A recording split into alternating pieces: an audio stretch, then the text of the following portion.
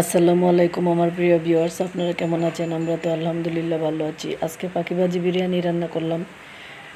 চুলার মধ্যে একটা কড়াই দিয়ে তার মধ্যে ঘি দিয়ে পোলাও চালটাকে ভেজে নিয়ে তারপরে এখানে আমি কিছু সবজি দিয়ে দিলাম। আলুটাকে ভেজে নিলাম, মটরশুঁটি, তারপরে গাজরটাকে ভেজে নিয়ে অল্প একটু মুরগির মাংস দিয়ে নাড়াচাড়া দিয়ে সাথে কাঁচামরিচ দিয়ে সাথে কিছু বেরেস্তা দিয়ে আমি সুন্দর করে উল্টাপাল্টা করে আমি একটা বিরিয়ানি রান্না করে ফেললাম, মজাদার বিরিয়ানি। যখন কোনো কিছু না থাকে তখন এরকম বিরিয়ানি রান্না করলে ভালো লাগে। সাথে 4টা ডিমও দিয়েছি। সব ধরনের পুষ্টি এখানে পাওয়া যাবে তাড়াতাড়ি রান্নার জন্য।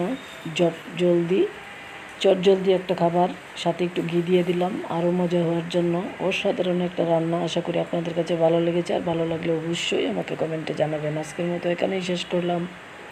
আবারও কথা হবে নতুন কোনো ভিডিও নিয়ে। আল্লাহ হাফেজ।